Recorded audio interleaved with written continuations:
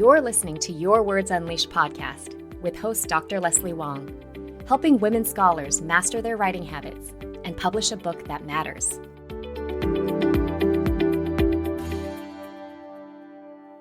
So hi there, writers. We're back with another amazing interview.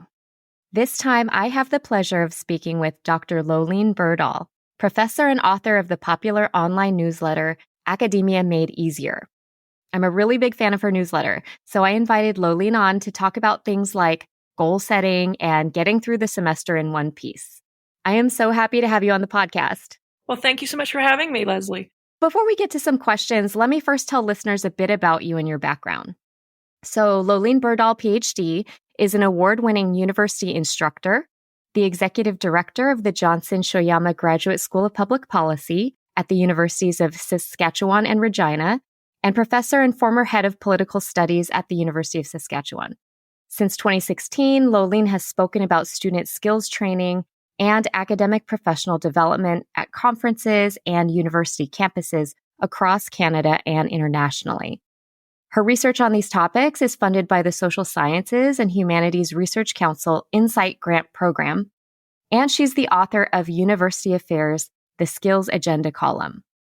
Loleen is also the author of the popular Academia Made Easier newsletter, which provides easy tips for teaching, productivity, and work-life balance in academia.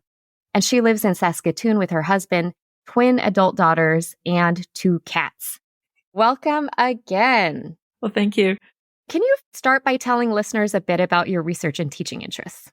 Great. Yeah. So I'm a political scientist, and my research really focuses on Canadian politics, intergovernmental relations, Canadian federalism, and issues of regionalism here in Canada. And then I also, since I became a full professor, you get a bit of leeway at that level. So I moved my research into looking at graduate professional development and careers as well. So my next book, which is coming out in March of 2024, looks at graduate education in the liberal arts, social sciences, and humanities in Canada, and things that could be done on that front. So my research and teaching really focuses on the areas of Canadian politics, public policy, and intergovernmental relations and federalism. How many books have you published? Oh, now I have to count. So I've done a research methods textbook, which is its 4th edition. So I guess we could count that as either 1 or 4. I have written a book called Work Your Career, which is for graduate students in the social sciences and humanities, and really PhD students. And then I believe 3 books on Western Canada, and then an edited volume. I never know how to count edited volumes, so I'm not sure how we count those. So a number. I used to be much more of a journal article person, and in my discipline, that can be really good for getting yourself through tenure and promotion and things like that. Books are a bit longer, but now I'm at the stage where I like the book length, and so I see value in both. So a lot of the folks that I work with are coming from article fields, and so they're making that big leap into books. Are there certain things that you had to learn how to do or change around so that you could fit that longer model of writing? So yeah, books are interesting in that it requires a level of patience and an ability to really work over a longer period. And like I find with journal articles, they take longer than you think. Books take longer than you think, and at a different magnitude. And the thing about books is that by the time they come out, you've sort of forgotten the energy that went into them, if that makes any sense. So right now I've got a book coming out. So we're talking right now in February, books coming out at end of March. And, we're still doing some final touches with it, back and forth and tables and things like that. And by the time it comes out, like you need to do a lot of self-promotion for a book, even when it's published with a university press. The role of authors is much more than it used to be. And I think reminding yourself, why did I, we started this project years ago, and it's coming out now, and it's like there's a pacing momentum for it that's a little bit different than journal articles. So yeah, I'd say one thing to keep in mind is if you're someone that likes things that are much more immediate, the book is not your format. Yeah. So, what inspired you to get involved in academic professional development? I would say what inspired me to get involved in this area is my own frustration and steep learning curve on this front. So when I finished my PhD, I was a bit fed up with academia. I wasn't willing to move around for 2-year stints here and there, which was the case with academic hiring at the time.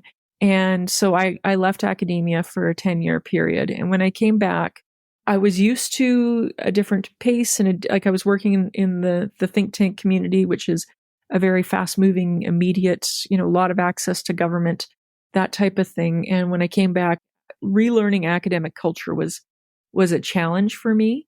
And I also didn't necessarily find things easy. And I wanted to help people not have the same challenges I had. And so I started getting involved in the area really of graduate professional development. Also, I've got a column, as you mentioned, called The Skills Agenda that really it's much more focused on undergraduate teaching. But I just sort of saw a lot of potential for us to do a little bit better in academia in preparing students, be they undergraduate students or graduate students for careers, but also within academia, preparing ourselves and each other for, the realities of our careers. So a lot of it is, I often say I'm sort of doing things for my past self. And, what would I wish I'd had? What did I wish people told me? What are some of the things that I didn't understand?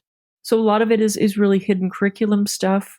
A lot of it is trying to normalize the fact that these things are challenging, even though nobody talks about how challenging these things are. The other thing I'll add is that right now my husband and I have twin daughters, and they're in their second year of university.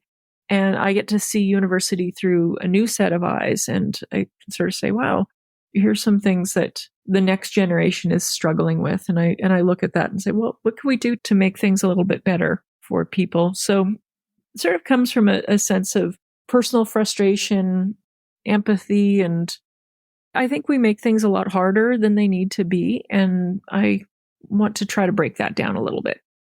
I love that so much. I mean, that's why I really like your newsletters, because it is about making things easier, and it embraces the idea that things can be easier.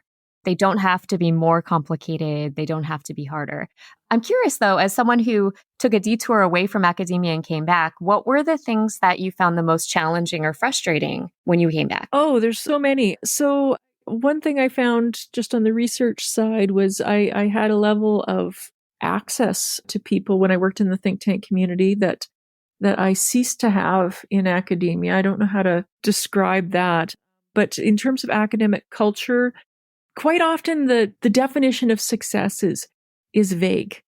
So, it's often joked that, well, what do you need for tenure? You need N+1 publications, where N is the number you have right now. So you're always a little bit short. The pace of peer review can be very slow. The tone of peer review can be harsh, unnecessarily harsh. And I think there can be a tendency to have things be very individual. It's not really a team sport. Whereas I was used to working in the think tank community as an organization, we worked on projects, and sort of who was the author was secondary, things like that. So I found that a bit challenging. I found it challenging in terms of teaching, having that sense of what was enough. So I guess for all of it, there was always a sense that you could do more. You could always be working more. The lack of boundaries was something that was a real challenge and sense of frustration. And so I find with academia, you could always be doing more. You can always be working more. And rarely are we gifted with somebody who says to us, you're doing fine. You're doing enough. And so there's always this sense that you're coming up short. Right. Yeah. And that having boundaries can be seen as taboo or anti-productivity. Yeah. And that rest is not part of the package of maintaining yourself as a worker. I think all of those things are true. Well, and I think the university sector, and I'm speaking from a Canadian perspective, so your listeners in other countries might have a different experience, but there's this increasing emphasis on research intensity and rankings and all of these things. And at the same time, there needs to be service engagement we really want collegially run processes and collegially run universities so that, the service load remains there. And teaching, often class sizes are increased and the demands of students increase over time. And all of these things, it just seems like there's this constant ratcheting up of all the things we could be doing and maybe should be doing. And where exactly does it give? I come at this sort of from a number of different hats because I myself work in an administrative role. And so I understand the pressures that our universities and units are under. And I also see the pressures that our faculty are under. And, it's a challenging sector. I don't think we're unique. My husband works in the private sector, and that's a challenging sector. And I look at people who are working in public education, like the K-12 system, and that's a challenging sector. And, the healthcare, like, I feel like we're at this interesting point in society where it's like everybody's running full stop all the time. And it concerns me, but I work in academia, so that's where I focus my efforts. But yeah, it just feels like a lot all the time for everybody. And it's something that concerns me.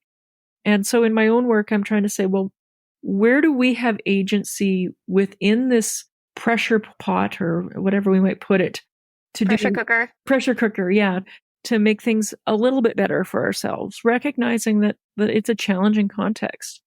And I think part of just recognizing the challenges can be helpful to say, well, it's not me. This is systemic. This is going on broadly.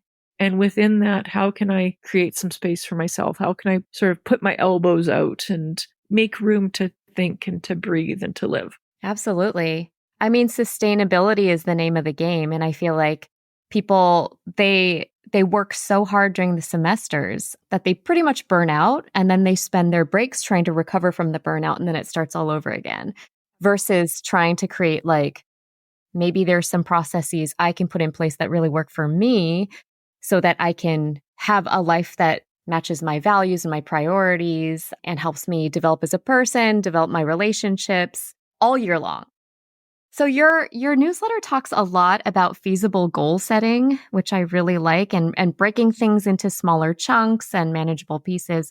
Since you've written a number of different books and articles, what is your best advice for achieving these big kinds of writing goals, especially when there's so much other stuff that's on your plate? Yeah, well, I think there's a few things. One is whatever your timeline is, generally it's a good idea to add a lot of cushion because things happen and it's guaranteed something will happen. We can never figure out what exactly that will be. Sometimes it's some kind of student crisis, or sometimes it's that a family member has a different health issue, or, whatever it is, something will happen. It's not a question of if, it's a question of when and what. And one of the things, a piece of advice I heard when I was a lot younger that I remembered, it's not very reassuring, but it's true, is that there's no point about worrying about things because whatever you worry about won't happen. Something else is going to blindside you. And I find that to be true. And all you can do is make sure that you have space for whenever whatever happens, that you can still continue to move forward. So I also find really breaking things down matters a lot. A lot of people have these 5-year goals, and I think that's great. And if that works for people, wonderful. I find, having a plan for the next few months is something that's really sustainable. I know what I need to get done until the end of June. And then after that, I'll figure it out. But I've got a very full calendar until June, and I know what my priorities are, and just sort of keeping moving on that front. One of the things I try to remind myself about is just keep moving forward. Sometimes you get these windows of opportunity where you can have like a big burst of getting things done. But there's also times where you just get little things done, but you just sort of keep moving forward, and in keeping that type of momentum can be really helpful. One other thing I find helpful for me is to remember that motivation comes once you're moving, not before you start moving, if that makes any sense. So quite often with things like writing or working on a project or grading or whatever it may be, that ideally, I often think I want to feel like doing it. No, it doesn't work that way. Quite often it's that I start doing something and then it's like, okay, well, then I find the motivation to work on it, if that makes any sense. So just continuing to move forward, I think, is very important. But small, really achievable goals, sometimes goals that are so small that they seem really mundane, they can get that sort of momentum going. So aiming for momentum and forward progress rather than big things, I think can be very helpful. Yeah, I mean, I always used to grade on planes. It was just this time where I had nothing else to do and I would just get through it. And I was super engaged by it because there was literally no distractions. And so part of it is like actually sitting down and doing it. And then I work with a lot of folks where they'll be writing. They've set aside the time, they're actually in their document, but they are having a hard time knowing when they're done. When is it good enough? And then they kind of start going in circles and then they feel like they're wasting their time and it becomes this mental kind of spiral, downward spiral. Do you have any thoughts about that? Yeah, well, I'm lucky in that I work with co-authors for a lot of my work. And so that can be a bit of a reality check. I find other people can be helpful in that you can share something with them and say, hey, can you look at this and tell me if you think this is done or if you think this is good enough? I'm also at this stage where I've had a lot of things rejected. So it's not a hard thing to, like, having a rejection's not the blow that it might have been earlier on. So having that sort of leap of faith of saying, well, if I send this out and it's rejected, well, it's rejected. So I realize that that's a life stage and a career stage that's a bit of a privilege as well, that when somebody's earlier on in their career, the stakes feel a lot higher. So one thing I find helpful is writing for a particular journal, but having backup journals in mind that if they don't like it, well, then I can turn around and send it here or send it there. That can be helpful as well. But nothing's ever done. You can always make things better. So knowing what the purpose is, sometimes the purpose of something is, well, I need to get a certain number of articles published to achieve tenure. In which case there's a timeline and I need to get something out by June or whatever the case may be. I had a colleague, he's since retired, and he worked on a book for years and it was never good enough. And he retired without ever getting the book out. And I find that to be, a real tragedy because I know a lot of people who would have loved to have read that book. And so I think sometimes having in mind, well, I don't want to be someone who holds onto my work for so long that it never gets out to the world, can be something to be mindful of as well. Part of it's just being willing to rip the Band-Aid and say, well, this is good enough. And, in qualitative research, we often talk about the idea of saturation, where you get to the point where you're not hearing anything new in interviews. And I think we can sort of reach a point of saturation of, I can keep editing this until the end of time, and it's not going to get any more insightful. Yeah, no, I think that's great. And I think it's partly about being able to differentiate between done and perfect. Yeah, nothing will ever be perfect. You need to move on yourself in life. Sometimes holding on to something and not getting it out there is a way of not moving on to the next project. And perhaps something that can be motivating is, well, I need to get this thing out so I can start the next project. What some people will do is they'll start the next project before that one thing is done. And that can be a bit of a, all these things that are 50, 60% done, just get them off the plate. Create that psychological space to move on can be a helpful approach. Absolutely. Burnout is such a big topic on campuses, well, everywhere, but especially on campuses, right? And so how do you advise people on how to pace themselves through the semester so they don't just absolutely collapse at the end of it? I'm a big believer in having work hours and keeping to them. For me, at my particular career stage, that means that I don't work evenings and weekends. But when my daughters were young, I would chunk out my day a bit more in that I'd end it earlier, but then they would have piano lessons and it was a 2-hour block of time and I'd be, working on things during that time. But it's being mindful of what your 40 hours a week or whatever the amount of time is and trying not to engage beyond that. I think as well that sleep is a big deal and getting rest and For me, movement, I'm a runner, and, being able to get outside and exercise is a big deal. So all those kind of personal well-being things, they matter, and they're not a reward for work. They're actually a precursor to being productive. That kind of mindset of, oh, well, if I want to be productive next week, I need to take a break. I need to have downtime and make sure that I'm being taken care of, that I'm taking care of myself.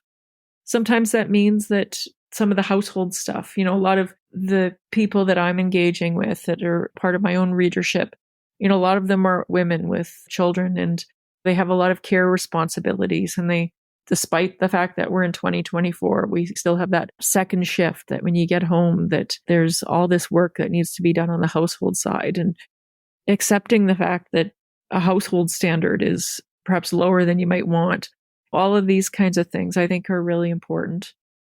I think as well that allowing service work, or it sounds terrible, but I don't want to say lowering your standards, but just allowing things to be less than perfect can be very helpful.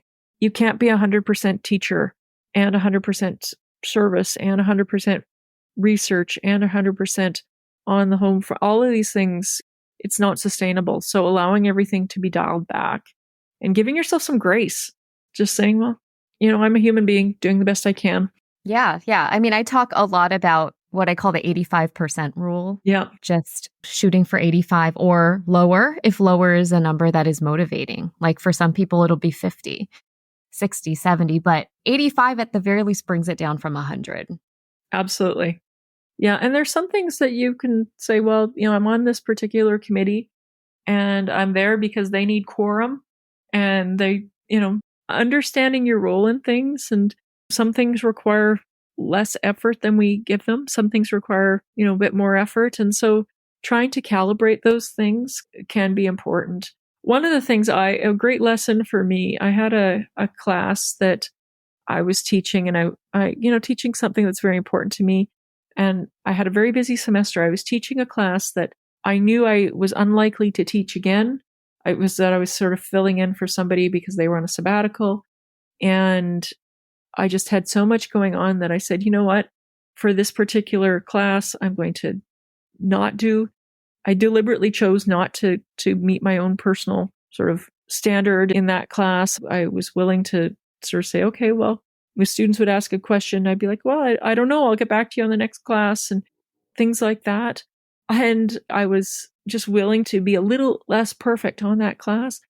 And I got some of the best student evaluations I've ever gotten, which was a stunner to me. But I was really human in that class. I was like, oh, I don't know. I'll get back to you. That's an interesting question. What does everybody else think? And, it was uncomfortable for me. And at the same time, the students really responded to it. I mean, it could have gone the other way entirely, but there was a lesson for me in that, and that sometimes you don't need to be as perfect as you think you need. Yeah. And so lots of folks are in departments where the chair is a workaholic. Yeah. Nothing is being modeled in terms of work-life balance. So how do junior scholars in particular, those who have young kids in particular, how do they know what they can take off their plate? I think it's really valuable to have a bit of a mentorship team. This is something that I try to set up for my junior faculty, but I've got a newsletter that if people are interested in looking at my Substack, they can look and sort of how to set it up for yourself. Because it can be valuable to have a sounding board or a team of sounding board people in your department, in your discipline, that you can say, hey, this is what I'm seeing. Is this reasonable? What can be some different strategies? Because it can be really hard to know. And every university is different, but even every department is different. One thing I'm struck by in working within my institution is, like, when I talk to people in different units, their experience of the institution is different. Just because different departments have different cultures, even though we're all within this larger context. And so having people that you can talk to say, is this reasonable? Or what can I expect? What can I cut back on? That can be really helpful. Mm-hmm, mm-hmm. Okay, so I'll definitely try to find that episode and link to it on the podcast episode page.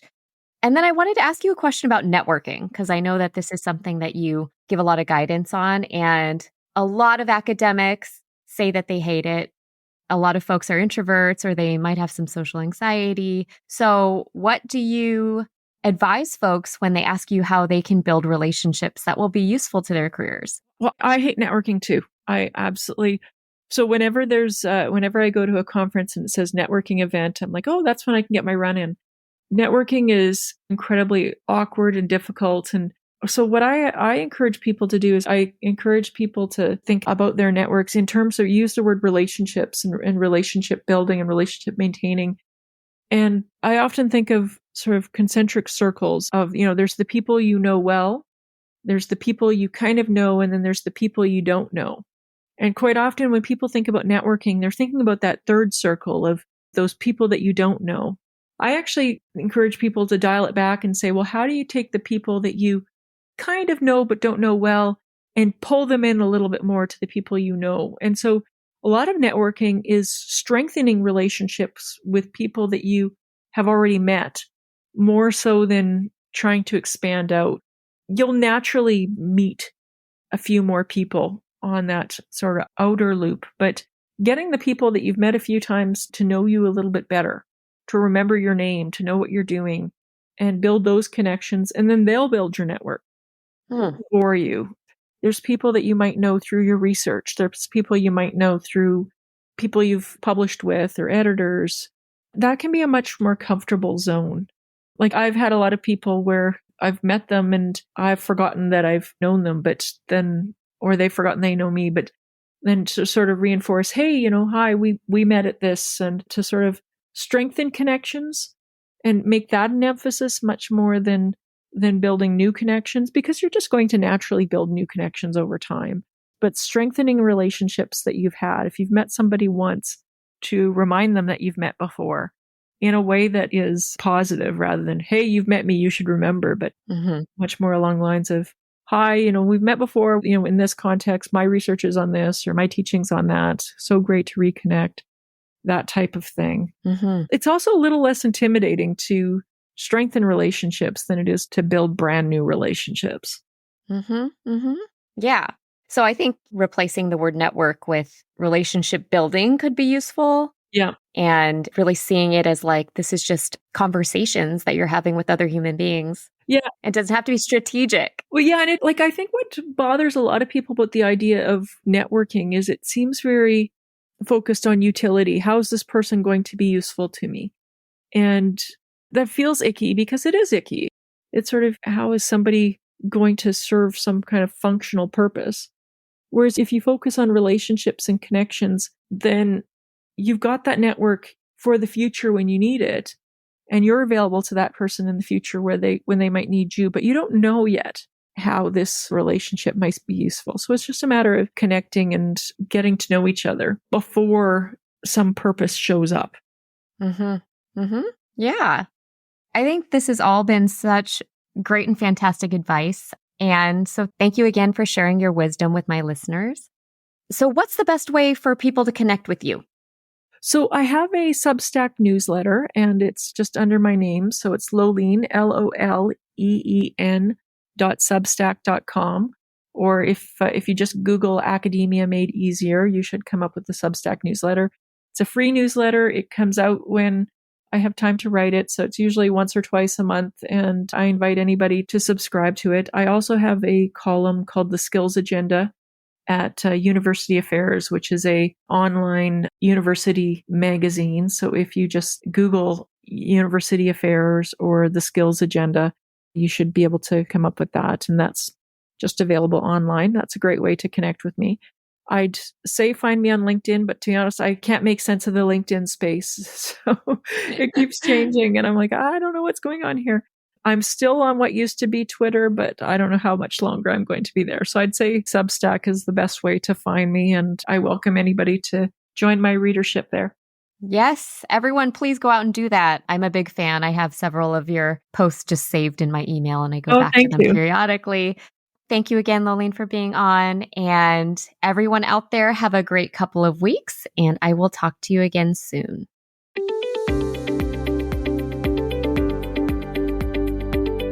Thanks for tuning in to Your Words Unleashed podcast.